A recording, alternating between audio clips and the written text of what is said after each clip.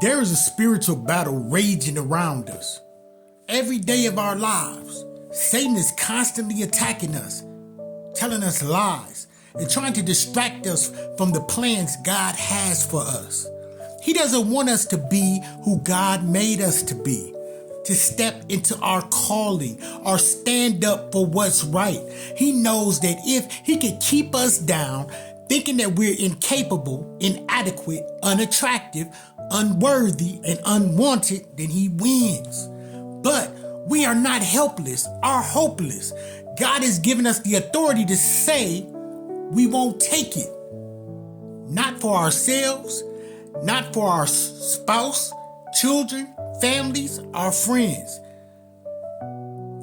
In the book of James, God promises us that when we resist the devil, he must flee. But too often, we might just think about resisting while actually staying passive. In this book of James, God is reminding us to act, calling us to fight. Think about it this way. If someone were sneaking up behind you to attack you, you wouldn't stay quiet and let them hurt you, would you? You would fight back by yelling, kicking, hitting, screaming, biting, doing whatever you can that you could get away safely from this person. Fighting a battle spiritual isn't that different. You must do everything you can to resist the attack. God has given us multiple weapons to fight the enemy, taking our thoughts captive, worship, prayer, staying involved in Christian community. They're all weapons in our arsenal. And the best weapon God has given us is the Holy Bible. It's described in Ephesians as our sword of the Spirit. As we become more familiar with Scripture, we are sharpening our sword for battle.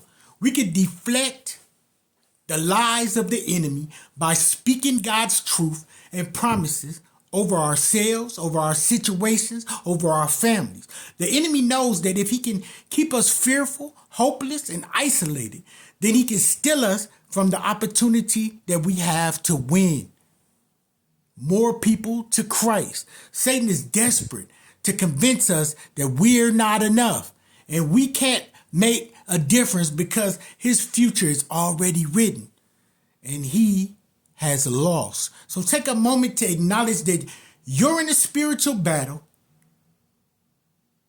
and the eternities of your loved ones are at stake. Let it strengthen your resolve and give you something to fight for. Stand confident on God's promise that he's already won the war and ask him to show you how to fight.